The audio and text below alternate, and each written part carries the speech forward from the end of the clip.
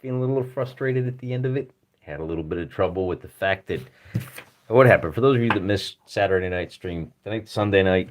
Let's check the calendar. Today is, well, by the time you watch this, it's December 2023, and it will be the 12th. We had a rough go of things. Spoiler alert, Aragoon died. We lost our third level ranger. That's a lot of money. That's a lot of time. That's a lot of success that just went down the jaws of a giant weasel. However, we did get a couple of weasels out of the bargain, and I was feeling really frustrated. There's a lot of really interesting things I want to show you guys with Advanced Dungeons and Dragons. That's the game we're playing here during our solo live play stream, and there's a lot of really good stuff to show you in these rules, but you kind of got to build up to it. And I feel like we've done the low-level stuff, the first level, second level. Dart Mart in the house, thanks, man. I feel like we've done a lot of the low-level stuff, but I want to show you that you can get to that mid-level, that upper level. And so I was really looking forward to having a jackpot of a giant weasel pelt. We lost a bunch of dogs. We had a couple of guys go down for a week for the Steiner brothers. We lost Aragoon, our highest level character ever. And then we rolled a 3.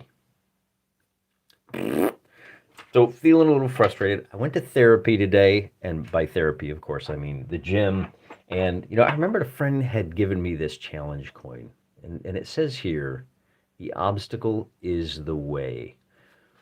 Now, I never seriously entertained the idea of just fudging the dice and going, oh, you know what? There's 3,000 now. What if we got 7,000 gold? No, never entertained that. Never entertained the idea of maybe I should just change the rules to make this easier. But I needed to be reminded, and Pushing Heavy Iron reminded me that the obstacle is the way. I'm not in the gym because I need to be able to bench press my own body weight. I'm in the gym because I need to be pushing myself. And when I do get to the point that I'm bench pressing my own body weight, and I'm close, by the way, I'm real close. I'm only like 10 pounds away. But when I get there, there's going to be another, see this mountain here? Once you get to the top of that, there's another bigger mountain behind it.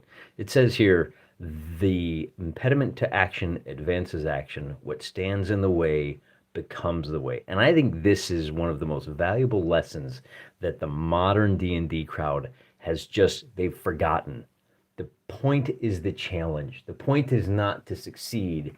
The point is it's to overcome. But it's even if you attempt and fail, you've done yourself more good than if you lie to yourself about the fact that you succeeded despite never being in any real danger.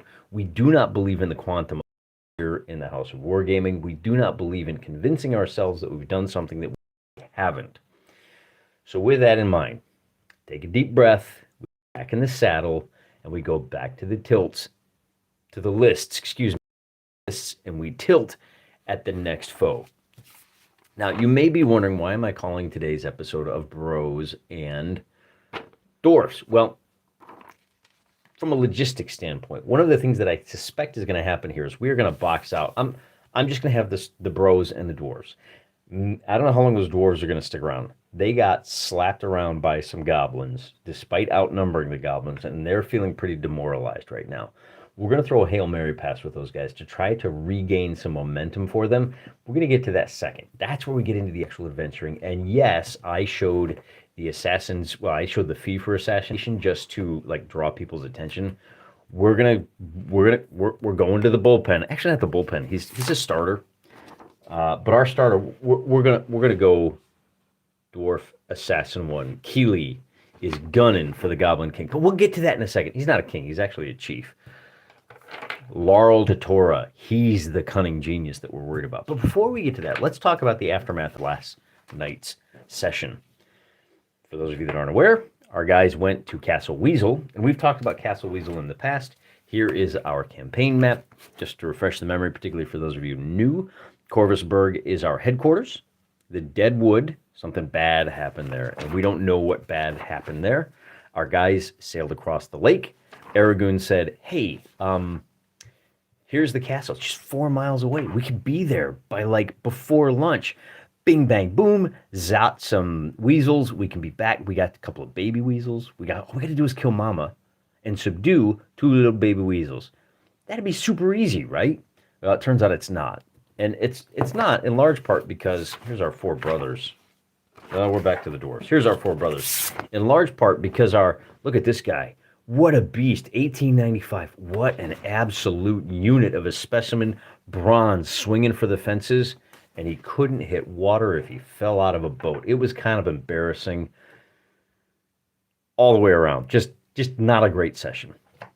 But that's okay. That's okay. Maybe we shouldn't rely so much on a 50-50 shot at surprising our enemy. You know, we lost a couple of doggos, which was disappointing. We got a couple of dogs that are in traction right now. They'll recover. They'll be okay. All right. So the point is, we got something interesting happen here. The Steiner brothers know, I'm pretty sure Aragoon mentioned this tomb over here. As I said, we've cleared the surface of Castle Weasel. It sits here in the middle of this plain surrounded by scrub and hills. There may be a dungeon there. When the Steiner brothers go back, we'll check. Maybe a 50-50 chance, maybe a 1 in 10 chance that there's a dungeon there. I mean, this castle, so we know it has a dungeon. The question is whether it has a mythic underworld-style dungeon that we can go into Appendix A. Maybe it does. I think that's a pretty suitable place for it. What they don't know is about the crater, or this scrub, or they haven't explored any of this. This stuff was all explored by Aragoon, who was pretty tight-lipped. You could argue, well, what if Aragoon has a journal? Maybe he has a map. He's a ranger. I doubt that. So we're just going to play like this is all foreign country to the Steiner brothers. They're going to have to explore all that, which means we have a lot more adventure ahead of us.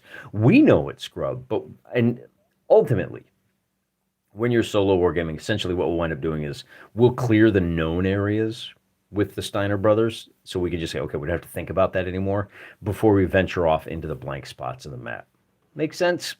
I think that makes sense. Now, with that said, we got to talk about the aftermath, and ultimately, so I got a lot of notes here because we're gonna go hardcore now, man. We're gonna start playing around with some other features of Advanced Dungeons and Dragons. So the first thing I did is I said, okay, listen, let's put together our gold. And now this isn't exactly right. So I keep mixing up my dwarves and my bros. So to remind you, we've got Scotty, and we got Sir Scotty Steiner. He is the paladin, and he is laid up. He had 0 hit points. It's going to take him a week to recover. Skippy also got reduced to 0 hit points. So we've sent Rick and Braun off to the big city. They're in Harrington, or they're leaving for Harrington as of right now. And we've gone to Harrington, and we're going to declare their actions coming back here in a second. But notice that after you add in their 888? 855 experience points. We're at 12. Skippy missed it by 6. Now, some of you guys would say, oh, well, you know, if you just had these 3 guys donate 2 gold pieces and 2 experience points to Skippy, then he would be at 1250 and he could train. And you're not wrong, but bear in mind, he doesn't have enough gold to train anyway, and he's unconscious. So he can't train for a week anyway. We're already down a thief for a week. So let's just go ahead and park out right here. We know after the next adventure, unless it's like a total bagel for the boys, he's going to go up a level. Right, 1250 is what you need. And if we can get like 600, man, we'll be pretty close to getting full XP. Rick was hurt for one of the adventures. I think that's why he's a little lower. Now, bear in mind that the loot, and somebody pointed out in the comments, and I was like, you know, I remembered it. I woke up like from a dead sleep at like 4 in the morning.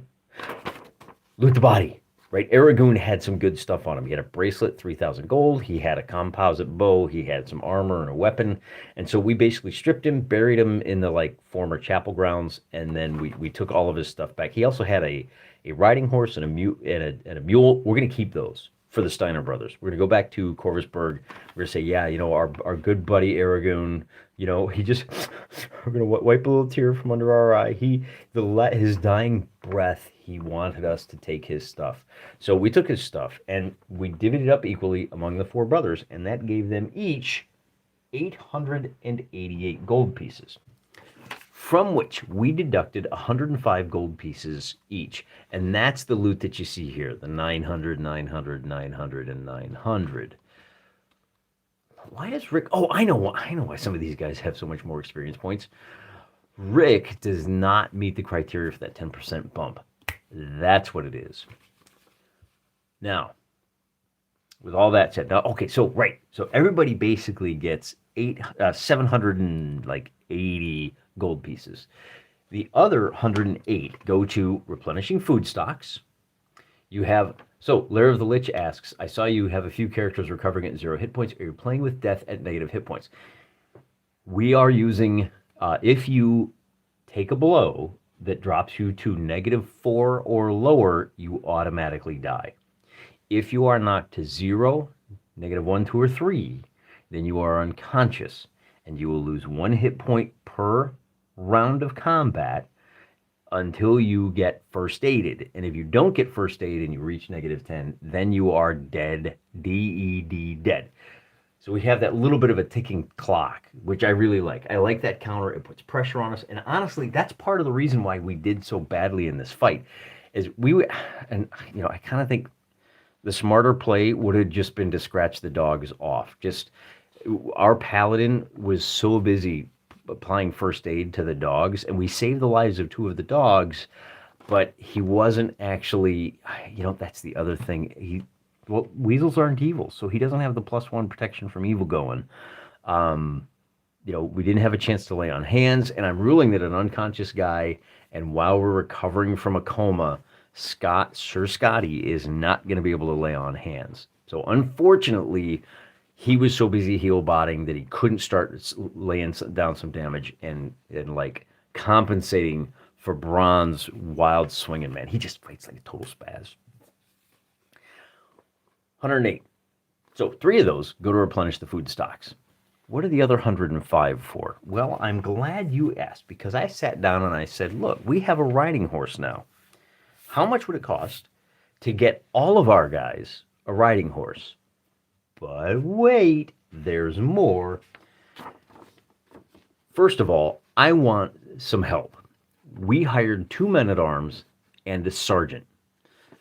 That is going to cost us 13 gold pieces a month. Oh, and I also hired a teamster, or somebody to take care of the horses, somebody to manage the mule. And so essentially what I've done, and then I bought, here it is, I bought 7 riding horses. So I now have 8 people. But don't get too excited, because what I did is I bought the sergeant so he can help us manage the 2, and they're all light infantry. And then I also spent, so let's go back through this. So the first thing we do is we got 7 riding horses. That is going to set us back 175. I started with a 400 gold piece budget. I couldn't maintain it. So you get 7 saddles, you get all of the accoutrements, bit, bridle, large saddlebags, and a blanket. Here, let me use the pencil here. That's going to set you back a cool 357 gold pieces. And then I said, oh, well, if I have feed, it's 1 silver per day per mount. I've got 8 mounts. Well, I have 7 here, but it's actually 8. Oh, plus the mule is 9. So 9 times 7 is 56. I'm going to go ahead and just spend 4 gold pieces a week on feed and seed, right? So we're going to be hitting some needs on a regular basis. And when we go back, when we do our week, I don't like nickel and dime this. I'm very conservative. I always overpay. We believe in buying the quality items here, okay? We're not getting cheap knockoff junk from the Middle Kingdom. You know what I'm saying? Also, it makes it a little easier to keep track of my expenses, given that I don't just have one PC I'm tracking for. If I just had one PC, it'd be so easy to keep track of all the different currencies. I got 4. And now I got some hirelings I got to worry about. But these hirelings are a little different. As I said, I'm going to have 2 men-at-arms and a sergeant. And the reason I'm going to do that is I'm going to leave that sergeant back at Corvusburg with one of these Fighter Zeros. The other Fighter Zero and the Teamster are going to come out with us on the road when we go out into the wilderness. Now I don't need to worry about my pack animals. So first of all, I'm going to be able to use these riding horses. And let's talk about that for a second. This is a huge upgrade. And just kind of finish that off. Because I was able to use the leather armor and the sword and the composite bow from Aragoon, and the big pimp hat, I guess. This is, Sergeant Pimpinator. Hey, chat, I need names for these 3 guys. Hit me up. And go with the theme, right? We got a little squad, a little mini squad. Now I might not have needed the sergeant to keep an eye on these two men at arms, but I mean, any of you guys that have served in the military, you know what privates get up to when they're not getting watched. And I gave a little thought to the role playing. Remember that what we do with role playing games is we make suboptimal choices because it's interesting. It presents new challenges. If my guys here, let's take a look here. Remember, they've got 3,600, I think 3,700 gold here that they're asking their hirelings to watch. Now, why wouldn't those hirelings just take that gold and skip town? Well, because the sergeant knows there's a lot more gold where that came from. So basically, what we're going to do is we're going to leave the sergeant and a man-at-arms in Corvusburg to watch our stuff. Make sure the locals don't mess with it. We're going to take one of our men-at-arms, and this is where the other 50 gold pieces comes from. Right? So I say, I got a 357 plus 13 gold to pay these guys. So that's 370 plus another 50 to kit these guys out with leather shield, short sword. So I'm up to 420, and then I took 8 from Braun. I wanted to make sure I had this extra week of food, so I took an extra. We dinged Braun. Hey, if you're not going to carry your weight combat wise, you're going to carry it financially. So the brothers all ganged up and made him pony up an extra 4 for the ponies. And now look at that. There's our total cost. But here's the reason I did that. Our new movement rate, as we trundle across this map. And let's look at the Corvusburg map here first. Here it is. If you are on foot, you can move 30 miles per day. We're in the hills, so now we can only move 15. So, it takes us a day to move along the road and to get to the crossroads. This is where we camp, and then it takes us another half a day to get. If you're on horses, and then it's 3 days away. On foot, if you are on light riding horses, it cuts all of your travel times in half. This is now a half a day. We can leave at noon. We can camp somewhere over here where it's safe. And then look at what happens, because our movement rate on light horses, relatively unburdened, is going to be 60 miles a day.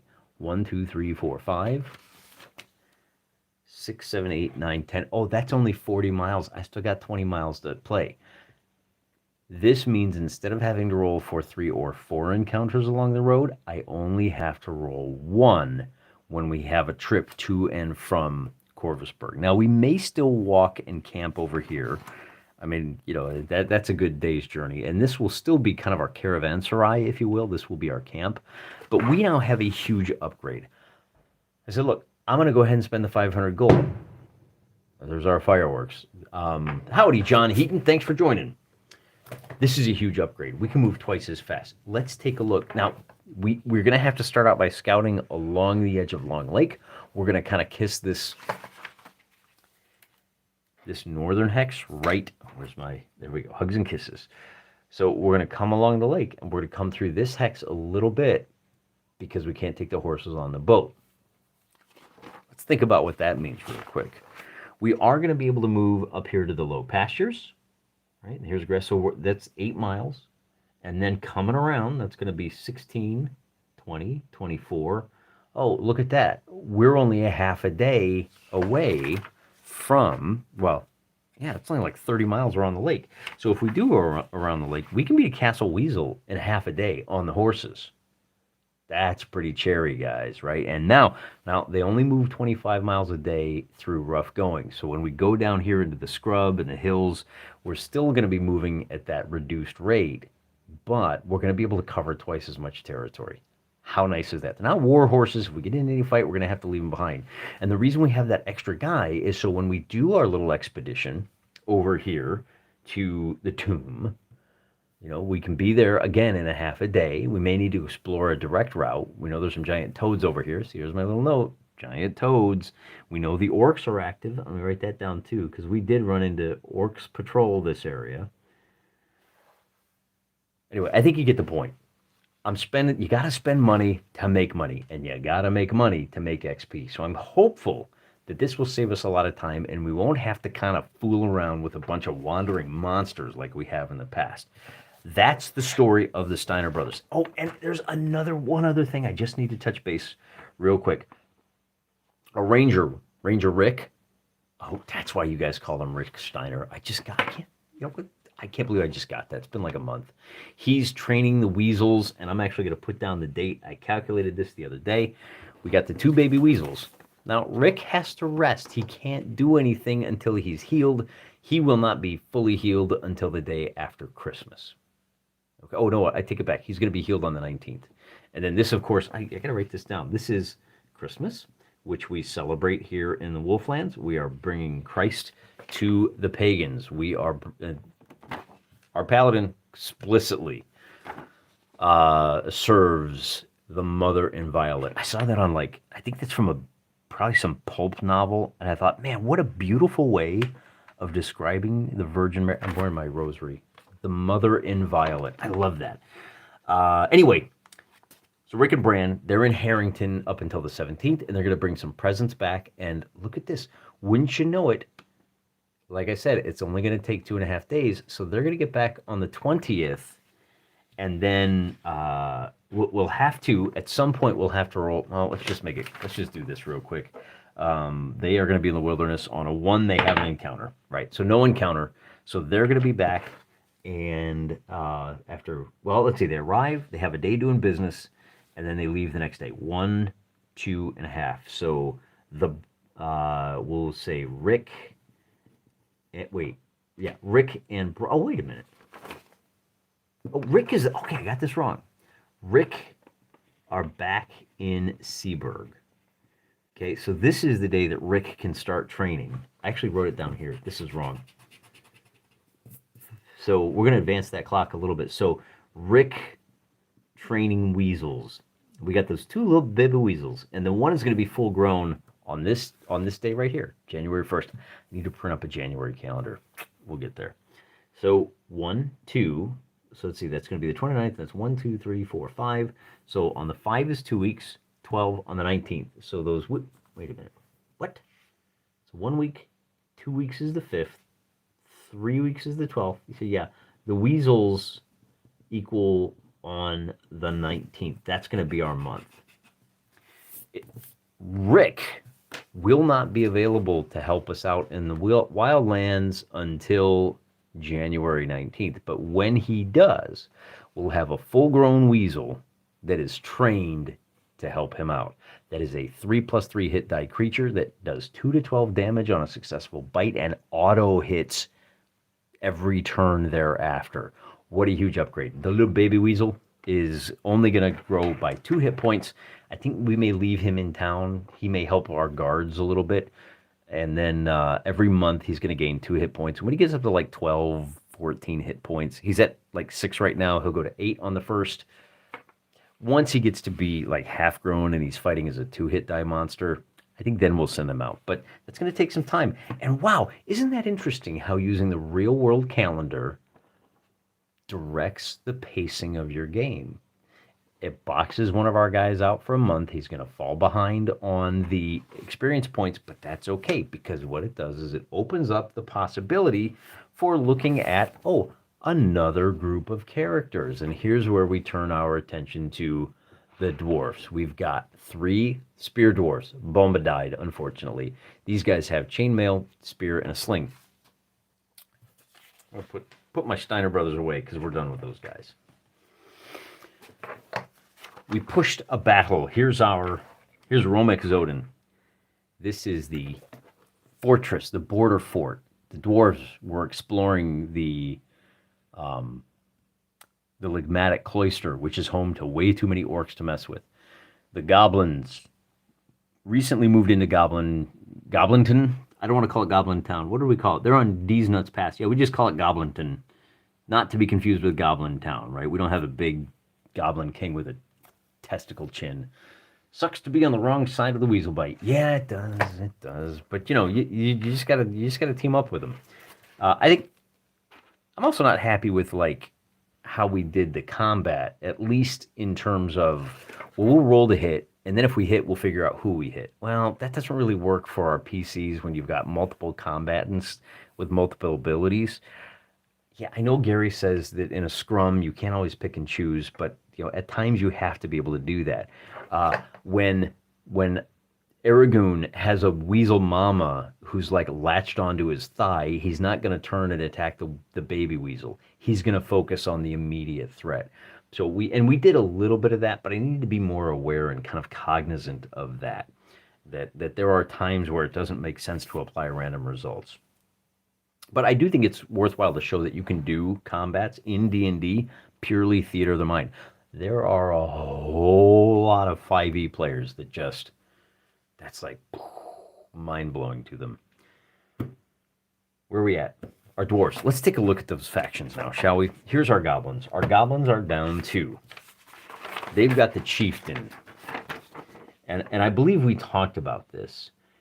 The chieftain Laurel Chatora is a one-hit die creature. Well, he's actually maxed out, right? He's got 4 bosses that are maxed out, and he's got a total of 57 mooks. He also has 2,000 gold pieces that used to belong to the dwarves until the dwarves ransomed a bunch of their warriors. And I wrote that down over here. They had a hoard of 10,000 gold. Now it's down to 8,000. They're kind of smart. Not happy about that. The 20 warriors. Now, since that battle was fought, and that battle was fought on... let's see, there's Death of Aragon, Steiner Bros. It was fought in November. I don't have the November handy. I'm not going to stress out about it, all right? Point being, we've had about a month. And in that month, the dwarves were able to negotiate a return of those goblins, and they've been licking their wounds. And the leader of the dwarves, a gentleman we call Chief Uthar Telrakus, has been just conferring with his chief... priest, I guess you could call him, the Kutumoral, who has been riding him hard for taking it on the chin. They're now down to 162 dwarfs. And the question is, like, morale-wise, do they pack it in? But I think this is one of the things to be aware of. They don't know how many goblins are out there. Like, they started marching to Goblinton, and they got intercepted by, like, 80 or 90 goblins. They don't know that there's only, what did I say, like 60 of them left? Well, 60 plus the boss and the leaders. So what do we do, right? Oh man, these goblins are like super goblins. And remember that he's under pressure from the home country, right? The dwarf king has tasked him with finding out everything he can and trying to reclaim the dungeons underneath the cloister, which he knows. And he ran it. Remember that these 4 dwarfs, they ran into the A-team. The A-team was our first big party. We had like 9 guys, and then they got TPK'd.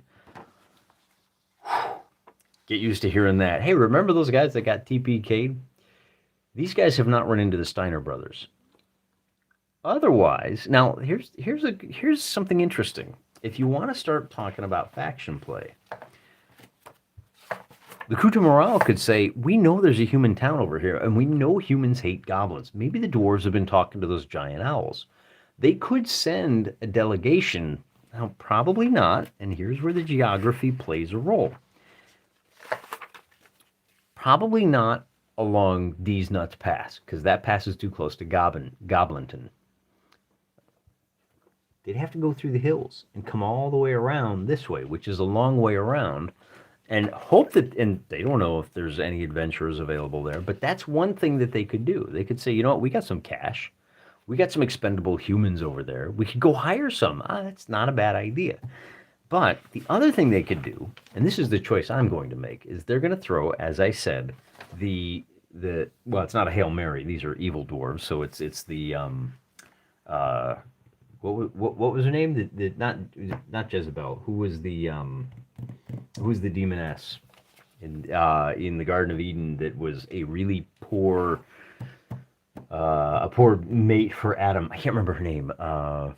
Anyway, they're throwing the long bomb, and the idea here is, look, let's see if we can cut the head off the leader. If we can kill Laurel Chatora, then we can demoralize these goblins, and more to the point, we can remoralize our dwarves. Hey, we took out their leader. And even more to the point, we get to play with the assassination rules. And ultimately, this is what we're doing here. We're exploring all of these rules. So we're going to run a little assassination game. I'm going to show you how this works, and I'm going to get it wrong, because that's how we do games that are this complicated. We make some mistakes. You guys are going to help me, because I know we got guys in the chat that are way smarter than me. But we're going to come through it with a nice experience, and then we'll step back off the field. We'll diagram some more plays. We'll read some more of these rules, and the next time we need to draw on the assassination game, will be so much better. Now, it wasn't Eve, Dart. It was, I would Google it, but I'm just lazy right now. I can't remember. It's going to drive me crazy. Old man moment. All right, so how do we do this? We're going to use the PvP. Well, how do I put this?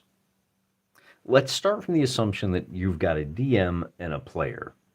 And furthermore, let's not like get too bogged down in traditional modes of play. The like modernist traditional. This sounds so weird. The like conventional wisdom is that you would have a dwarven assassin. Now he's only a first level assassin, so this is risky, man. Like this could really be bad. He's not great at his job. If he was third level, I feel a lot more comfortable about this. But again, the point is not to succeed. The point is to make the attempt and to learn from the attempt so that we succeed next time. If you had a DM and you had a player, I don't even care. What I really care about is, what if the goblins were run by a player and the dwarves were run by a player, okay? What if these were two factions in a patron play game? You've got your parties running around, and you've got somebody play calling for the goblins and somebody play calling for the dwarves. And the guy play calling for the dwarves says, look, I want to run an assassination attempt against the goblins. And the goblins are prepared for that. Our goblin leader has 4 bodyguards. So one thing you could do is you could say, you know what, let's run a raid against the goblins. We're going to run a distraction raid with our 2 PCs. Remember, we've got Soren, son of Slammer. He's a dwarf fighter. We've got, oh, you know what? Growing, son of Lowen, is an NPC. He's an old man. That's fine. And then we've got Gimme, the son of Glowin, who is an illusionist, first-level illusionist, and a first-level thief. Lilith, thank you. Thank you, Zedmore. I told you there were guys smarter than me in the chat. Lilith. So we're going to throw a Hail Lilith is what we're going to do with our evil dwarves. The thief illusionist, the cleric, and the fighter are taking Biffer, Beeling, and Boylan, and we're going to raid Goblinton. Probably going to stir up a hornet's nest. The reason we're going to do that is it's going to provide a distraction that's going to let Gimme, Gimme is the thief, Killy, Killy, son of Garrett, sneak in. Huh? It is apocryphal. I know, Dart. It's fine. It's a joke. It's just a little joke. Then, so that we've got our distraction, and all we're gonna do is we're gonna blunder around making noise outside of Goblinton. Gobiton? Should we just call it Gobiton? I think that rolls off the tongue a little better. In the confusion, Killy is gonna slip in, and it says here now. And this, okay. Some of you guys haven't seen the way assassination rules work in this, and the answer is really well. But they're kind of scattered over a number of different areas. So first, let's take a look at the player-facing rules to assassination. And I guess really the first thing we look at here is it says assassins can learn alignment tongue. He's got to speak Goblin. I mean, we know he can speak Goblin. He's got an intelligence of Killy. He's got an intelligence of like 16. And I didn't write it down yet, but let's just go ahead and call that. He speaks Goblin, because that simplifies things. And it lets us keep the game moving forward. Oh my goodness, I sound like a Critical Role player. Critical Role? Do I? I've never watched the show. I sound like what I imagine a Critical Role improv artist LARPing as a D&D player would sound like. Man, that's a lot of words, but you get my point. He's going to have to disguise himself. He's got to get close. All right, so disguise can be donned in order to gain the opportunity to poison or surprise a victim, or for other reasons. I'm sorry, the assassin can disguise himself so as to appear to be a human, semi-human, or humanoid creature of either sex. All right, He's going to have to do it. Kidley's got to shave the beard. I know that sounds anathema to you guys, but this is how that disguise is going to work. No goblin in his right mind would ever expect a dwarf to shave his beard. He's going to apply some green face paint. He's going to stay in the shadows. He's going to hang back, and he's just going to kind of try to blend in. They can lower height by 2 or 3 inches, raise it up 4 or 5. Well, dwarves are about the same size as a goblin, so we're good. It can make him appear to be virtually any class of character, a merchant, etc. There is a chance that the victim or one of his or henchman guards will notice the disguise. Base chance of 2% per day. Well, how many days is this going to take? Stick a pin in that. We're going to come back to it. The chance goes up by 2% if the assassin poses another class, race, and or opposite sex. All right, well, we're just going to do another race, so it's going to be 4% per day with a maximum of 8% chance. Is that per day? Wait, it goes up by 2 to a maximum of 8 per day. I think it's 2% per day. Each concerned party in proximity will be checked for, right? And it actually lists victim, henchman, bodyguard. So I'm going to say it's going to be 2 checks to see if he's noticed. Once for the victim, Laurel, and once for his bodyguards. Everybody else doesn't really care. The chance for spotting a disguised assassin goes down by 1% for each point below 24 combined intelligence and wisdom. Well, okay, but these are goblins, so maybe we go down by 1. So now it's 3% chance. Fair enough. Let's see. Victim with his combined 20s for the, and I think that's it. All right. Secondary function is spying. This mission can be coupled with the stealing of some item. I gotta remember that. There may be a way to get some magic loot without actually having to risk like a full confrontation. Now we turn to the DM. So that's the first thing we got, right? Let me make a note of that. It's 3% per day. I'll write that over here. 3% per day for Laurel and for his bodyguards. We'll assume if there are any goblinettes in goblinas in like a seraglio. I don't know if I pronounced that right. Seraglio. I'm a reader, so I encounter words like seraglio in print, and I'm not quite sure how to pronounce it. It's a foreign word, so it's probably like seraglio, but I pronounce it seraglio. I'm American. It's what we do. What about the assassination? Well, there's a couple of different places you have to look. One of them is there's a whole table here. Level of intended victim. Assassins level for assassination, asterisk, or attacks on helpless opponents by any character class. This is a severely underutilized table. If you've got a victim if you've got a target that is the victim of hold person, you should be rolling on this chart. If I'm a first level guy, stab it at a first level guy who's helpless, he's tied up, I have a 50% chance of just killing him outright. Not automatic. A lot of people assume it is. Use this table. It's not. We have a first level assassin and we'll call it a first level, right? Remember our goblins are 1-1, but the leader is one hit die creature. He's got 7 hit points. So we're going to call 1 by 1, and we have a base chance of 50%. Kind of. We're still not done with our calculations yet. But we are to the point that I can talk about the fact that this is not an actual simulation. It's not a simulation in the how do I put this? It's not a simulation in a physics model, like I think Jerry's game, is that what it's called? It's not a simulation in the I'm building a skyscraper engineering sense. That's the word I'm looking for. I'm building a skyscraper and I want to make sure it doesn't fall down in the event of an earthquake. So I run a simulation. Not that. It's more like a simulation in the climate science sense. I kind of think I know what I want to happen. Now I'm going to find all the ways to make what I want to happen, to argue that is really what happened. And that's, all right, I'm kidding. What we're really going to do is we're going to evoke the feeling. So we've already told a little bit of a story. Diversionary attack, and we'll run that in a minute. That's going to be the one combat we run here. And then our boy goes in and we'll figure out how many days he has to go. Curiously enough, if you go to the page for assassination in this book, it says, oh yeah, assassination is super easy. In fact, I thought it was page 58, but I could be wrong. Let's check the table of contents here. Assassins table 74. There's non-lethal progression, assassins table. That's just the table though. The adventure, hirelings. All right, here we go. Assassination experience points. Assassin's use of poison, that's not it either. Spying. There's actually, I can't remember where it is, but the reference for how to run a hit, if you will, says just go look at spying. 18. And that's one of the things I love about this game is you've got something. You're like, look, whether you're snooping around looking for your headshot, or you're snooping around just looking for information, you've got this fun little system, assassin spying table.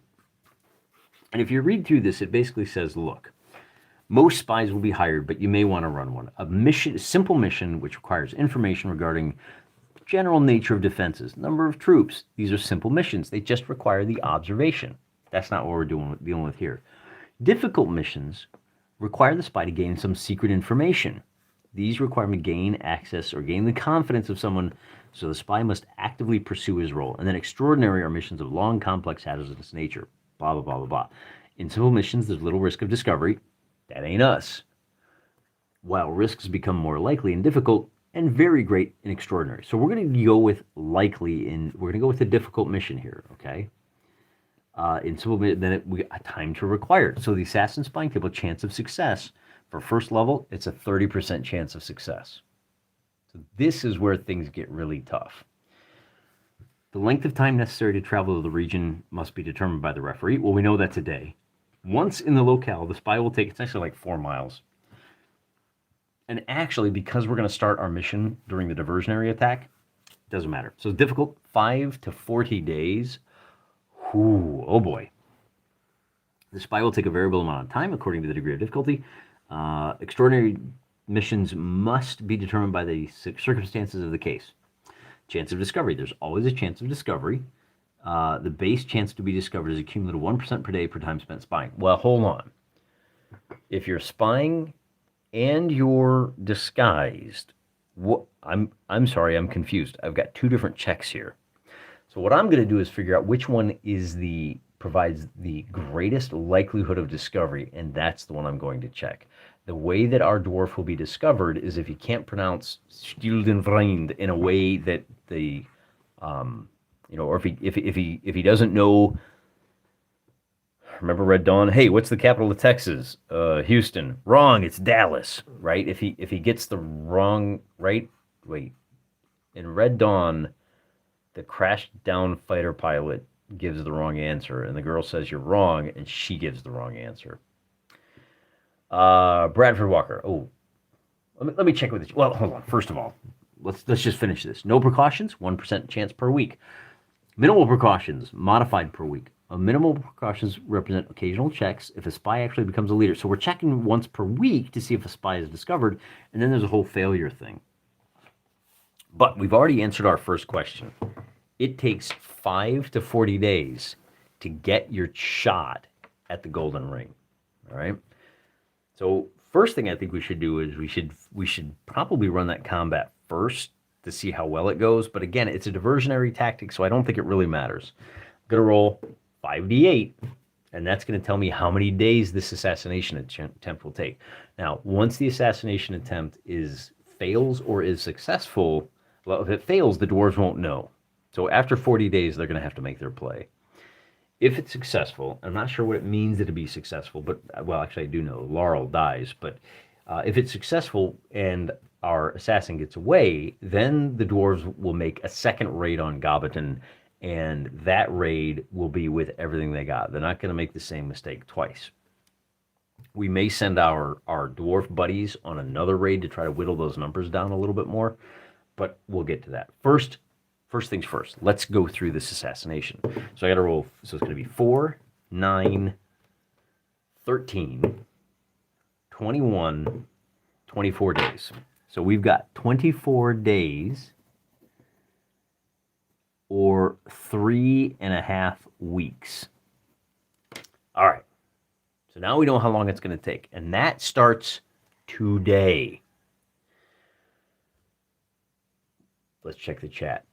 So many objections. All right, so where are we at? Theater of the Mind. I would not worry long-term about current edition of the tourists it brought. Video games now do current edition better without fail, so the tourists will drift away. Oh, I got a message held for review. Let's see. That sounds spicy. We always want... okay, I'm going to... how do I review it? View message. It does. Oh, it's just. Yeah, I don't know how to view this message. It just keeps focusing. Sorry, guys. Remember, if you talk about like unaliving people, sometimes the AI gets a little twitchy. Bradford Walker. I wouldn't worry about long term about current edition, about current edition and tours it brought. Yeah, I'm playing a game that's 40 years old. Clearly, I'm not too worried about it. Lair of the Lich, Theater of the Mind for the win. Thank you. Man, the assassination rules are so underappreciated, says Bradford. And so many objections to this stem from a fallacy that PvP is not on the table when the game presumes that this can and will happen. Yeah, PvP is so much more fun. Will the dwarves be bullied afterward for being beardless? Well, I we just now we know there is a 2% chance per day that he will be bullied because he's just going to disguise himself with another beard, right? You know, I thought about not raises that reminds me of something else. I thought about, hey, Gimme, you're an illusionist. Is there anything you can do to help me out here? And Gimme says, well, I've got hypnotize, wall of fog, gaze reflection. I'm sorry, bro. There's nothing I can do. Illusionist, assassin is crazy deadly. Change self. I think you just completely negated the chance that you're going to be discovered on a daily basis. What about our cleric? None of the cleric spells really apply. So unfortunately, we got to do this old school. We've got a Sergeant Zim. Where's my notes from my Steiner boys? Sergeant Zim. Love it. Shibboleth. Let's see. Bradford says, remember, assassin needs only go unnoticed. Disguising that in a manner that minimizes attention makes it easier to blend in and approach the target. And Zedmore says, I'm keen for Acts 2, but AD&D has many fun systems I tack on. And that's one of the things. I'll say this. I'm not an Acts 2 guy. I fully support everyone going and giving Autark all of your money because he's a good guy and it's a good system, but it's much more simulationist. Like, you actually get into the spreadsheets. Not really spreadsheets. That's too strong a word. I'm using a little bit of hyperbole there, but you really have all kinds of levers and dials and all kinds of stuff, and you can track and you've got so much like fine control. This game says, whatever. I'm not going to worry about all those equations. I'm going to boil this down to, did you get noticed? Okay. And then did you pull off your assassination, right? So this is what I don't understand. I want to look at this again. There's a chance, let's see, there is a base chance of 2% per day of being spotted. It's 3% for us, right? 2% per day? So does that mean that since it's going to be 24 days, I've got 24 times 3% chance of being discovered? If we take some precautions, we can knock that down to 48. That means we're looking at basically a 1 in 4 chance of pulling this off. Are we really sure we want to do that? I think that the diversionary attack, that the problem is it's 2%, but if he just kind of keeps his nose clean and stays out of the way, maybe we'll be okay. And it's even worse than that. It's like 1 in 8 because we're going to be checking. All right, so let me back up a step. Here's what I don't understand. I've got 24 days. Do I have to roll a 3% chance for day 1? And day 2, and day 3, and day 4, and day 5, and hope I don't roll less than 3 after 24 days? Or is it a 24-day mission, so 3 times 24 is 76. I have a 76% chance of being discovered. Percent is on any given day, not cumulative. Because, and I haven't... Oh, now that's an interesting idea. I haven't run the... let me finish the thought. We'll come back to you, Lair of the Lich. I don't know what the cumulative chance would be if I roll percentile 24 times and I have a 3% chance. Actually, it's 48 times, right? Because I'm rolling for both the target and his bodyguards. No, you know what? I can argue against that. I would argue that it's only the bodyguards who have to make that roll. That's their job. Laurel is not looking for assassins. He pays people to do that for him. So I think I can successfully argue that I've got to make 24 checks and hope I don't roll a 1, 2, or 3 on any of those. Lair of the Lich says maybe they can hire someone that can apply the spell to infiltrate. That way we don't lose the glorious beard. Very interesting thought. Remember that we have a 6th level cleric. The Kutamoral has access to, let's see, spells used by paladins. A 6th level cleric has access to 3rd level cleric spells. Let's see. Well, and that's really about the only like backup, magic backup we've got.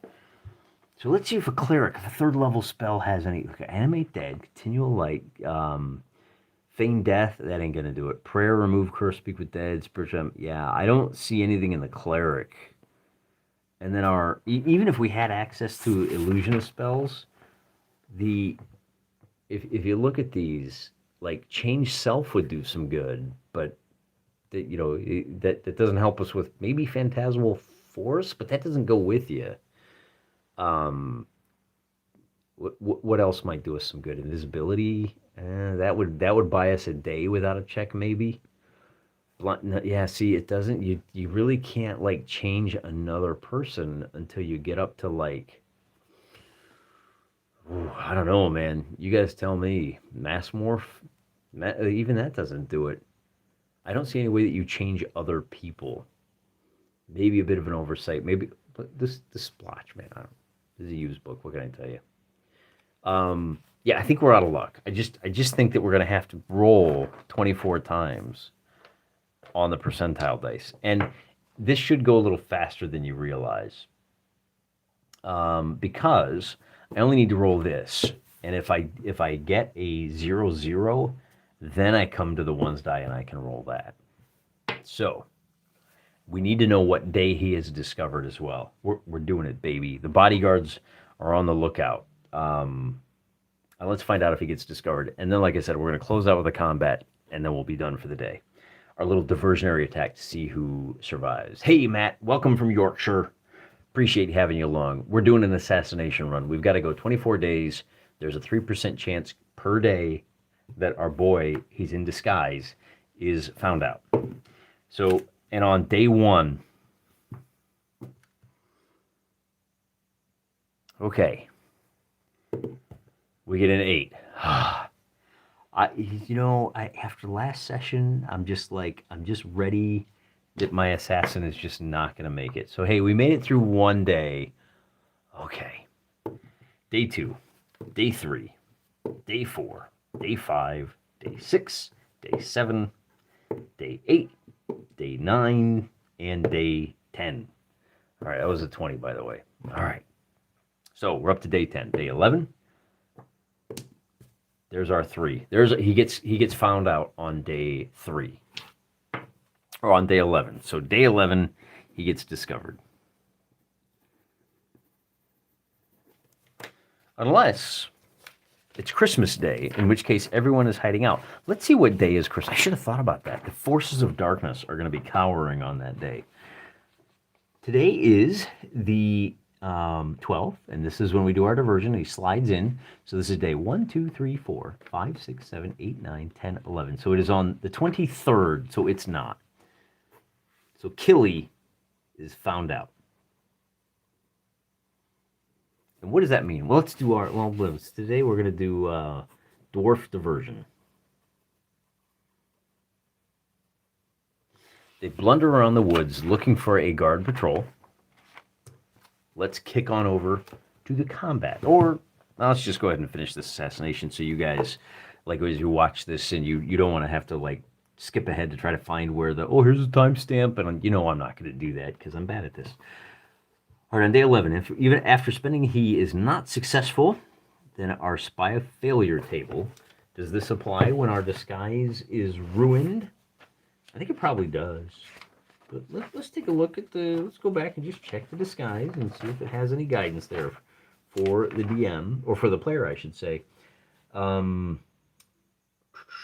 True seeing or a wand of enemy detection will discover an assassin, as will detect evil or no alignment. Yeah, tertiary functions. It doesn't say what happens. So we're gonna say our little spying mission. Killy was looking for that prime opportunity, and it just never happened. So now we have this fun little table that says spy failure. We roll if after spending the requisite time the spy rolls are not successful. So we're not. Various possibilities exist. The results are determined on the table below. Note that the table is used for spy discovery with appropriate modifiers. And that's really what happened. Our disguise failed. Our spy was discovered. So we roll on this table. And with the result of a 64, the spy is caught in a suspicious act, imprisoned, and nothing further is heard. If counter spies are employed, they will give the spy false information, right? Oh, except what's our modifier? Plus 10%, extraordinary mission on failure dice score. Wait, an extraordinary is -5 and discovered is plus 25 on failure. So, wait, what?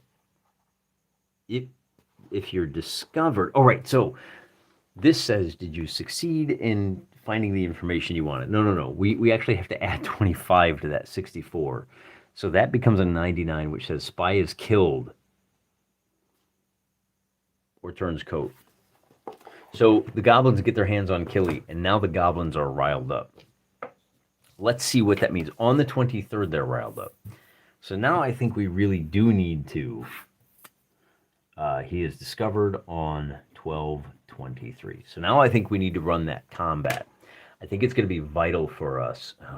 So we're blundering around. Our dwarves, I should say, it's not us. This is evil on evil. Sorry, Killy. Let me write that down. Killy was caught by goblins. I told you this was a high risk. Caught by goblins and killed. I guess on day 11, he was like, this is my moment. I'm going for it. He draws his sword, and the bodyguards just descend on him. They saw him coming a mile away, and they just kebab him. Caught by goblins and killed on 12/23.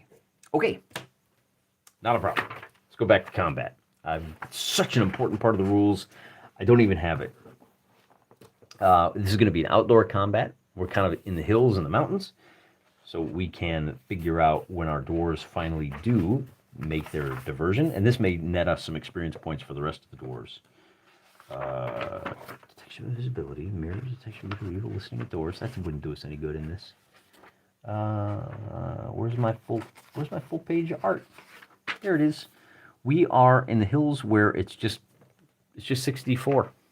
So how far away are we? 1, 4, 7, 11, 140, 150 feet. So we start out 15 inches away. And do we have any? So what do our two forces look like? We've got our 3 dwarves going up against a goblin patrol, which is going to be, and we've talked about this before, it's going to be 7 mace goblins. A squad is going to be D10 plus 4. So they have interrupted a squad of 10. See the 6. So it's going to be 10 goblins with maces. So 10 gobs. And that means we need to roll for some hit points. 5, 5, 5. Well, that makes it easy. 5, 5, 5. And here's where I think the randoms does play it. 7, 7, 3. 7, 7, 3. So that's 1, 2, 3, 4, 5, 6. And then we've got 5, 7, and 2. And we got some big boys in here. And then a 5. Very few 1s and 2s. Man, the hits just keep on coming. I'm glad I don't really care what happens to these dwarves. I mean, I'm sorry for those of you that put in a lot of hard work making these dwarves for me, but they're evil. And evil on evil. I'm just glad whoever wins, I'm just glad one of them has to lose. That's really what it boils down to. Do our dwarves at least get the benefit of a surprise round on a 1 or a 2? They do not. Do the goblins get the drop on the dwarves? They do not. So we should roll for some initiative. The dwarves on the attack are going to roll a 6, and the goblins are going to roll a 6, so it will be simultaneous. Hey, that's great. That makes it easy. I'm going to get to roll 10 attacks with the goblins. But once again, we have a little bit of awkwardness because I've got guys in chainmail, I've got guys in chainmail, and I've got guys in, let's see, not Keeley. Oh, I do have the dwarf illusionist. I have to worry about weapon speed, weapon strength. I got to deal with all of this stuff now. Not that I'm complaining, mind you. The maces, the guys that have a mace, oh, you know what? 30 of these guys are in chainmail. So every other guy is going to be, so here's hit points. And I'm just going to make the first half of our goblins are in chainmail, which gives them an armor class of 5, I believe. All those long years of playing other editions has got me confoozled. Chainmail is 5. So I'm going to go 1, 2, 3, 4, 5. These first guys have AC of 5, and these guys have an AC of 6. They are going to have, is that right? AC. Oh, no, they have an AC. Yeah, AC of 6. So that's going to be like leather and a shield. They all have maces, which are. All right, we can look that up real quick. LM Footman's Mace has a length of 2.5 feet and a speed factor of 7. So 2.5 feet, speed factor of 7, and they do 2 to 7 damage. All right. But, oh, you know what I forgot? We have to run at each other. So that's basically all we're going to do. Our dwarves aren't crazy about this fight. They're outnumbered this time, but they need to make some noise. They need to alert some damage. They need to alert the goblins that something is happening here. The goblins are going to feel betrayed because they probably had like some kind of peace treaty, but whatever. We'll deal with the aftermath later. Point being that our dwarves are going to be moving at, well, wait a minute. Let's think about this. Does anybody have, well, Keely's got a short bow, but he ain't around. We do have a light crossbow for Soren. I think Soren is going to plink with his crossbow. And then we've got slingers. So I think the dwarves are going to hold tight. They're going to wait for the goblins to come to them. The goblins are going to be moving at 6 inches. If they're running outdoors, it's going to be 8 inches. So on the first turn, they try to close the gap. They close it to 7 inches. They're probably going to charge on the next round too. But what that does is it gives us a chance to do some Rudy Tooty, fresh and shooty. And in this game, you discharge missiles and then you close to striking range. So this first round of fire is going to be at, for the light crossbow, it's at long range. It's going to be -5 to hit. That is going to be targeting a -1 armor class. For a first level fighter with a light crossbow, what's the rate of fire of those things? Light cross, just 1. He's trying to hit into -1. He's only going to hit on a 20, but you might as well. An 11 is a miss. I don't think our slingers can even hit. I got 2 slingers that can have a range of, well, how about that? I got 1. No, I got 1, 2, 3 sling. No, I got, what do we? Yeah, I got 1, 2, 3. I got 3 slingers. Also, it says on page 20, if you use spying as an example for assessing the difficulty of the assassination. Oh, blah, blah, blah, blah, blah. Good morning from Yorkshire. Dwarf Kebab. I'm not convinced you roll for discovery every day. I think it's a little odd. On page 20, it says use spying as an example for assessing the difficulty of the assassination. Not that you run the assassination as a spying mission. You think that I should just roll the 50-50 shot for the assassination to see if it works? I figured if you're successful with the spying, then it sets you up for the assassination. But, I mean, that makes it crazy hard, man. Like, I think there's like a 99% chance you get discovered, and I can't believe that was the intention. That's ridiculous. Let me run this fight, because it doesn't really affect... We'll circle back around to the assassination in a minute. I've got 3 shots with the sling. I think that's it. Yep, 3 shots. And then our cleric can drop a spell as well. Well, I should have declared all this beforehand, didn't I? I did declare it. The dwarves are going to close. We're going to start. I said we're going full melee. The dwarves are closing in. But I didn't declare if they're charging or not. We'll open with a cautious move on both sides. Because what that does is it closes us up to 3 inches. It's 6 and 6 inches. And we can just start the next round at 3 inches of distance. The cleric drops a curse on the goblins. They're -1. Is that right? He's got curse, which, if memory serves, is -1 to morale, 5%, -1 to, is it AC or is it 2 hit? Raises the morale by 5%. It raises their 2 hit dice rolls by +1. -1. So the goblins are all at -1 to hit. The dwarves are rolling for initiative. They get a 1, the goblins get a 1, and everything pops off. We begin, as we traditionally do, with a tied roll. So, I didn't declare it. I declared the spell, but I didn't declare that this time who's doing what. The goblins are charging, the dwarves are charging. We'll just keep it simple. Everybody's charging everybody else, which means it's going to come down to weapon speed for who attacks whom first, except because there's the cleric is stepping back. Basically, we've got our 3 spear boys. They got spears. They should have received the charge. Well, the spears are going to attack first, and what's our warhammer length? Our hammer/war is going to have a length of 1.5. So it'll go spears and longsword. And what is the longsword's? The longsword has a speed factor of 5. The hammer has a speed factor of 4. So we didn't get down to half.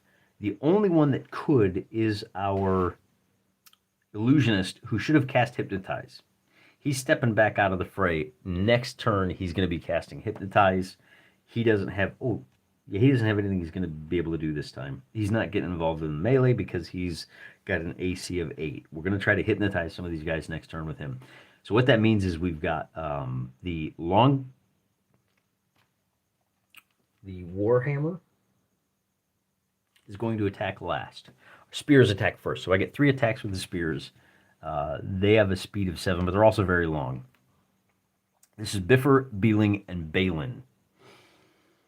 And they are they first level? They are not. Their class is 0 level.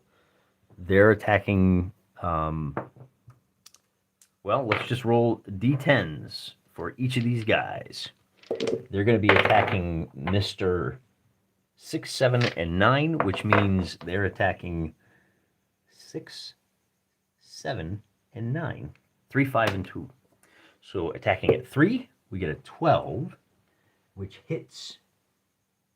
Now remember, we've charged, so that becomes the armor class of 6 goes to 8 for the charge.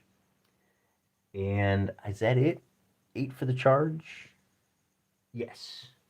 We need a 13 to hit. We need a 13 to hit, so we hit the 5, and then we're attacking the 2, and we miss. So we hit the 5 for a total of 2 points of damage, and he goes to 3 hit points. Now we get to eat 10 attacks. And the only 5 guys in the front line are... There's only 6 guys there's only 4 guys in the front line. Because we've only got... We've only got 6 guys in the fight. We've only got 3 spear guys. And then Soren. So the question is going to, at least on this first turn, so the question is going to be, and are they all... Yeah. So I'm going to roll a d4 with each of these attacks. These attacks are going to be at +2. Which means... and then the D4 will tell me who's attacking. I'm just going to go right down the line, okay? These are all 1-1, which means basically, well, let's see here. With a 20, we're going to hit number 2. That is Beeling for 2 to 7 damage. 7 damage, kills Beeling. Hope this was worth it. This might have been bad play. We get a 7 and a 4.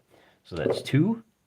3 hits number 4, which will hit Soren for, it's 18. It's going to hit him. He's got an armor class of 6. Now, he is at -1, so that becomes a 17. Armor class becomes 15. So 15, 1 minus 1 is going to hit an armor class of 6. And we have an armor class of 6, so that does hit. So we're pretty good, man. We're hitting on...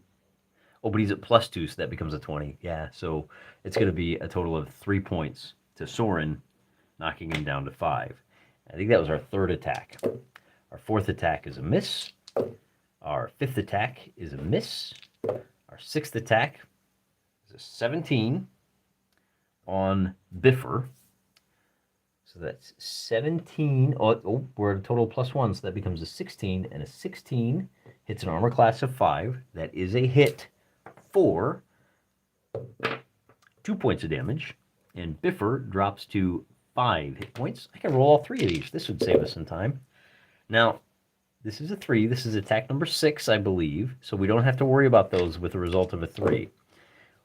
The 9 is a miss. That's 8. 3 is a miss, and 10. A 3 is a miss. So I think altogether we did pretty good. Soren does get his attack, and Soren's going to roll a 10. Soren has a plus with his Warhammer, +2 to hit, so that's a 12. And as a first level fighter, a 12 will hit an armor class of 8, so he missed by 1, and that's the end of the turn.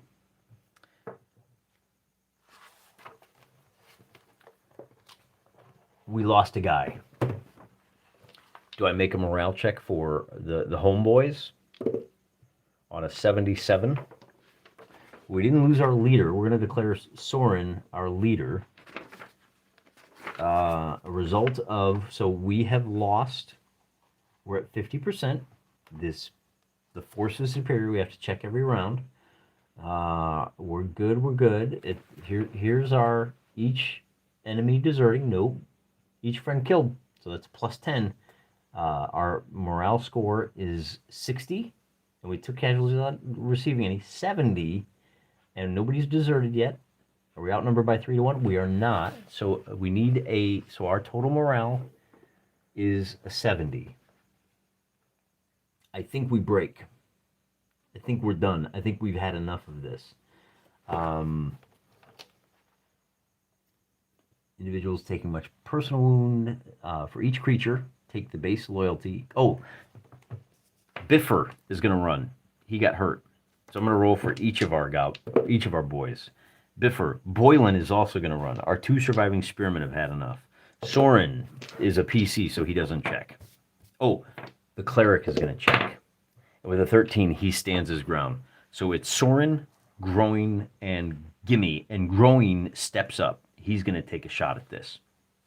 Now we know that our illusionist is dropping a hypnotize. That can affect 6 of these guys, up to 6 of these guys. We'll check that in a second. The goblins are excited. They know they're winning.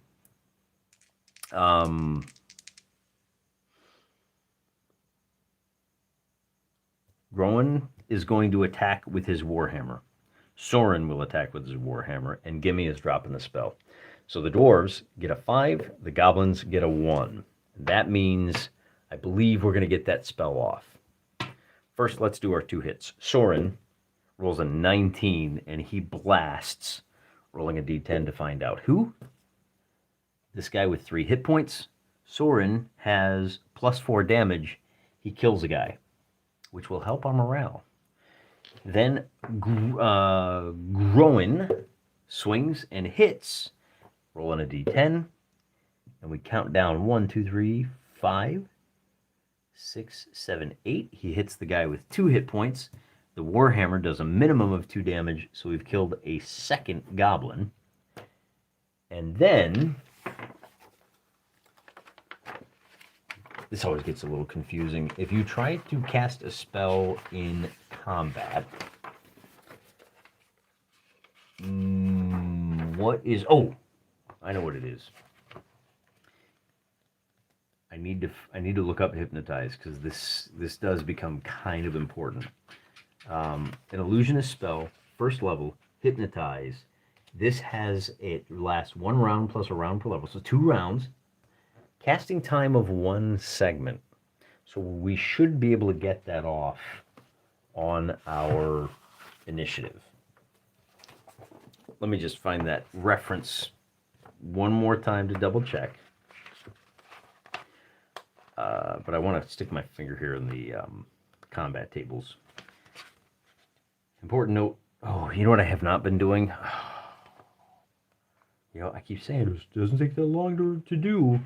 I need to start checking against weapons versus armor. It's chain and leather. I don't think it would make that big a difference in anything we've done so far, but it is worth doing. Weapon speed factor, strike blows, set weapons. Spellcasting. They must know what spell they intend to cast. Attacks directed spellcaster come on that segment of the round shown on the opponent's initiative die, which would be segment 5. If the spellcaster side won the initiative with a roll of 5, the attack must come then, not on the opponent's losing roll of 4 or less. Thus, all such attacks... Wait. Spellcasting during... But he's not in melee. He's standing back. He cannot use his dexterity to avoid being hit. These functions cannot begin a spell. You must know what spell they at the beginning of each round prior to knowledge of which side has won the initiative. Attacks will come on that segment of the round shown on the opponent's or their own side's initiative die, whichever. Okay, got it. Their opponents. So the attacks are coming on the 5th segment. With a casting time of 1 segment, our cleric is going to get hypnotism off. And this does suggestion. So first of all, it will affect 1 to 6 creatures will become susceptible to suggestion. 5 of them. Hey, that's a good roll for once. That's bonkers. I didn't know that they still had those. Oh, we're an hour and 17 minutes in. And I gotta go back to the spell list because the fun part is it just says hypnotism has the same effect as suggestion, the 3rd level magic user spell. So a magic user casting suggestion, MOPQRS, so that's 3rd level. This is actually kind of a powerful spell. And those of you that know it well, when the spell is cast, he influences the actions of the chosen recipient. He can say, "Be gone." Let's see, the creature to be influenced must be able to understand it. Yep.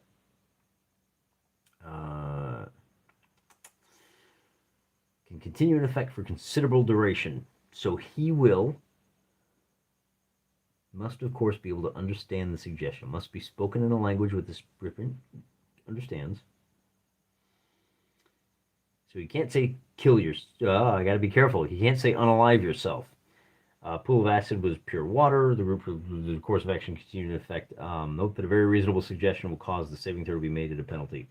I don't think... Do you get a saving throw? Saving throw negates for hypnotism? Yep, they each get a saving throw. Monsters.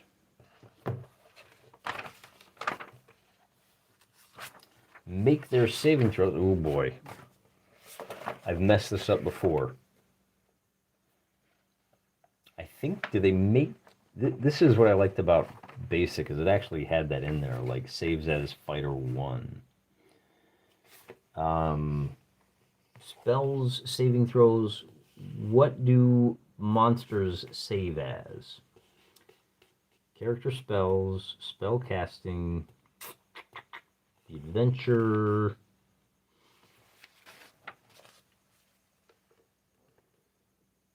combat, non-lethal and weapon experience. Where is it? I feel like it should be here pretty close. Hey chat, can you help me out here? What page are the saving throws on for monsters? Recovery? Spellcast? Is it spellcasting? Is it on page 40? Or is it the next page? For some reason, I feel like it might be on the next page. That's psionic. Saving throws. There we go. I was so close. 79. Boo, boo, boo. Saving throws for... No, that's not it. Where's my monsters? Attack creatures. For characters and human types. What about everybody else? For monsters, there we go. Hit dice equates to experience level. Most monsters save as fighters, except those with abilities of other classes, right? So they are. They're fighter 0, actually. They're less than 1. So this is going to be spell. They're only saving a 19. I got to roll 5 times. 1, 2, 3. So one of them does. 4 and 5. So 4 of these guys have been suggested. They succumb to the illusion that an additional 3 of their friends have been cut down. Meaning that when we do morale, now they're going to get to do their attacks this turn, but their morale is going to be shattered because they'll think that they've lost half of their party. So can we weather 5, 6, 7, 8 attacks? Let's find out. Now we're going to make it simple. We're going to roll to see... Oh, no, we only have 2 guys that are available to be attacked. So I'm going to roll... On evens, they will be attacking Soren, and on odds, so this is the damage die. On this die, if it's even, it'll be Soren. So that is an attack on Soren, and on odd, it will be Groen. They both have an armor class of 5, so the results will all be the same. Although we're going after Chain, which... If we have a mace, a footman's mace, going up against Chain, thrilling, I know. A mace going up against chainmail, and it's just straight up chainmail, doesn't have any adjustment. What about our warhammers? Our hammers going up against... if you have an armor class of 5, they're at +1. So for the rest of this combat, we treat everybody as having an armor class of 6. At least the dwarves do. That's pretty fun. Right, that was our first check. 1, 2, 3, 16. They don't have the +2 anymore. They're just at -1. That becomes a 15, which it's an armor class of 6. That's no good. So that was 3, 4, 5, and now we know we're looking for 17 here. 6, so we get it. With an odd, that's going to be 4 points on Groin, and he only has 4 hit points, so he falls to 0 hit points. And then I think we had 2 more. 11 and 17 will be a hit on Soren for 4 points of damage, taking him down to 1 hit point. But as we do our morale check, did you include dwarves get +1 to hit goblins? I did not. I don't know. Did we miss by 1? I think Soren missed by just 1. Thank you for that, Macho. That means he will hit one of these goblins for 2 to 5 plus 4 damage. For 4 points of damage plus another 5 for 9 points of damage. He will kill goblin number, well, let's see, 1, 2, how many we got left? We got 5, 6, 7, 8. We got 8 of them left, so let's find out who he kills. Number 7. 1, 2, 3, 4, 5, 6, 7. One of the big boys, too. So that means we've killed 1, 2, 3, and we told 4 of these guys. Oh, is he one of the guys? Let's figure out. I gotta step back. I gotta roll to see which 4 are affected. It's gonna be 6, 2, 8, and 5. So this guy, oh, he died. Wait, 1, 2, or 5. So 6, 2, 8, and 5. These are the ones that we're going to check morale for. And their morale is going to be really bad because they think that half their team is dead. I don't have to check for the dwarves because the only guy who would check is our cleric, but our cleric is bleeding out as we speak. So instead, I'm just going to look at faced by an obviously superior force. Well, that's not the case. So I'm going to check for each of my goblins, and the guys that are hypnotized are going to have an additional. Well, let's figure out. There's going to be 2 classes of guys. They're going to assume that. Well, wait. Okay, so we have now eliminated 3. So everybody has to check because we've eliminated 30%. We are at 50 plus 5 for that, so we're at 55 to fail. Write that down, and then each enemy deserting. We don't have to worry about that. Each enemy slain, we've slain. Oh, each enemy deserting gives you a -5. So we had 2 guys desert, and we've got 2 slain. So we're going to be a total of -30. But we have also had 3 friends killed, so that's +30. And then we know none of our friends have deserted yet. Okay, so it's going to be a straight 50% for everybody, but the guys that are hypnotized are going to be at an additional +15 because they think that they're at half strength now. And then they also think that an extra, you know what? You're losing the fight. Let's find out how many guys they think have died. I'm going to roll,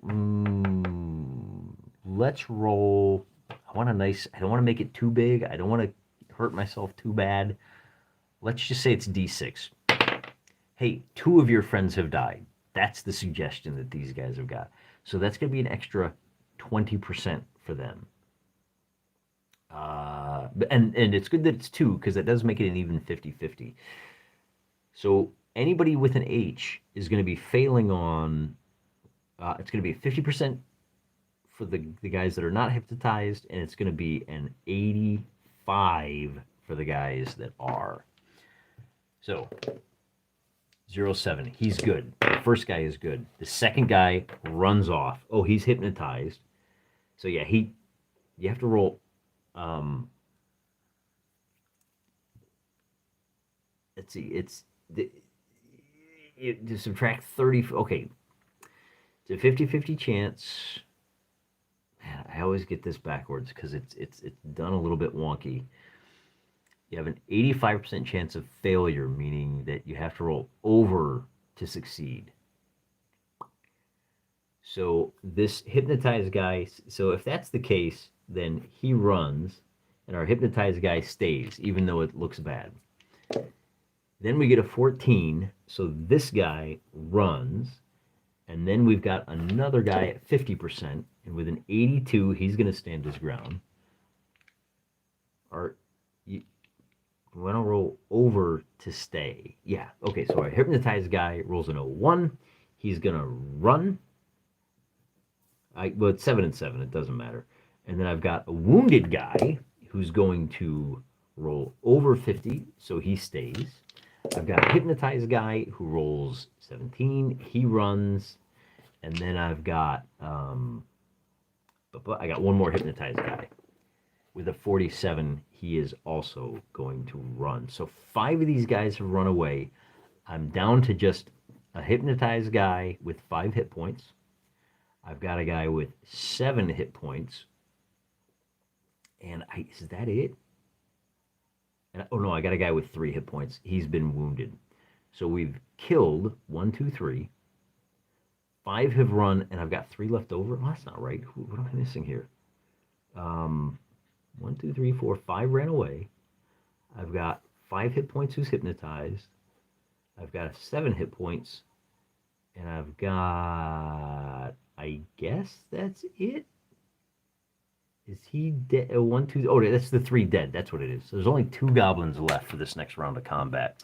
So it's 2 goblins versus Soren and Gimme, Son of Glowin, who is the thief one. So let's find out who has the initiative, and it's just going to be a straight up fight. It's going to be nice and easy. Our dwarves get a 3. Our goblins get the first attack, and in this case, evens will be Soren, odds will be the thief.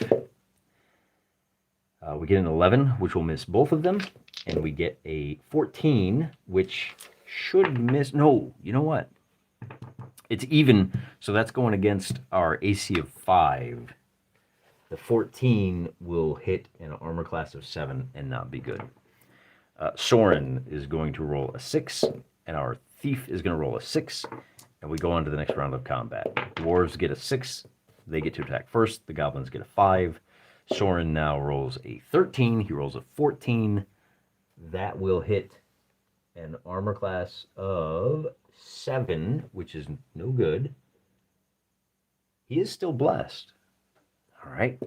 So our thief fails. The goblins get a 14 and a 20. Oh, I didn't roll the C. He hits the thief for 4 points of damage, which leaves the thief with just 1 hit point. And we're cruising towards another TPK here. Dwarves, goblins, goblins go. They get a 6 and a 2, which is a miss. Soren, come on, baby. Wrap it. Bring us home, Soren. And then an 18. So with the long sword doing D8, D8 plus 1 damage. We've got 2 guys, 5 and 7. We're going to roll for damage first. We do 4 points of damage on 1, 2, 3, 4, 5, 6. 4 points of damage knocks this guy down to 3, and I forgot to roll for morale for these guys last round. We'll roll it for this round. The goblin with 5 hit points is hypnotized. He gets a 44. He runs away. The guy with 3 hit points rolls a 77, and that's going to be a failure too, now that he's the last goblin standing. So the goblins have run away, and our dwarves are going to be able to grab growing, and they're going to be able to drag him away. So, look, we're an hour and a half into this. We're going to be able, so we did our attack. We killed, and this becomes important, we killed 3 goblins. And I think that's it. And then we embarrassed 7, ran away. The reason that's important is that our total number of goblins here falls to 54. That probably could have been, these 2 that run away, we get an extra attack against them. 9 for Soren, 5, so those attacks missed. Even with, I think, is it like plus 4 to the backside? A 13, still not going to cut it. All right, well, I mean, that's 3 more goblins, right? Maybe one of those goblins is the one that hit him. So let's turn our attention back to, and then it's going to be a week, but you know, we know that these dwarves aren't going anywhere until after this assassination does some good. So let's turn our attention back to the chat, where I've been reliably informed. Let's see. It says on page 20, you use spying as an example for assessing the difficulty of the assassination. Right, that's the reference I was talking about, and let's look at that. I don't think it's too late to get this right. Assassin's use of poison. Assassins receive 100 XP per level for character assassinated. The explanations for difficulty given under spying should be used as guidelines here. The experience given is but okay, this is what I walked through. I honestly think that you for our assassin to be able to successfully pull off his assassination, he needs to disguise himself as a goblin.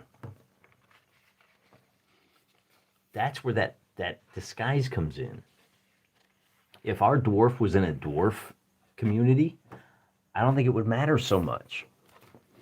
But because we've got a dwarf going after goblins, I honestly think you have to use the disguise.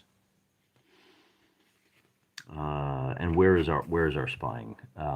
Spying is on. It's on 18. It was right there. Assassin spying table. So you use this chance of success. Well, okay. So if we have a simple, why do we really care about how many days it is?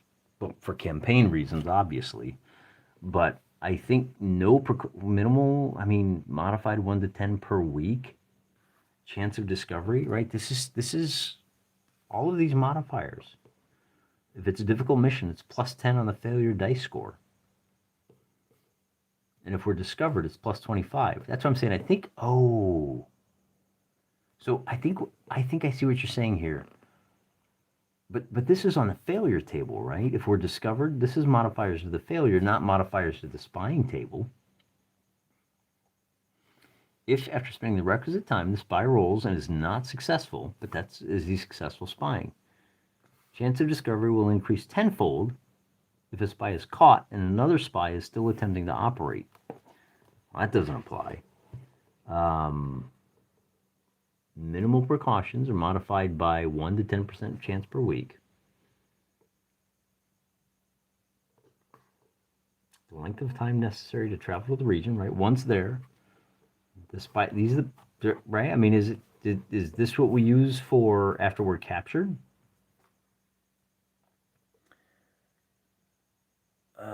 Let's see. Wouldn't they have to make the morale check as soon as the spell takes effect? I thought it was at the end of the round. I thought there was a separate morale phase. This is what happens when you throw a miniature wargamer into AD&D. The four M's: movement, morale, missile, magic.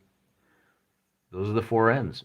And in AD&D, I generally tend to think of it as it's movement. No, it's missile, movement, melee, with magic kind of sprinkled in. So it's the 5 M's, right? And then morale at the end. But you're right. You should check as soon as you hit that 25%.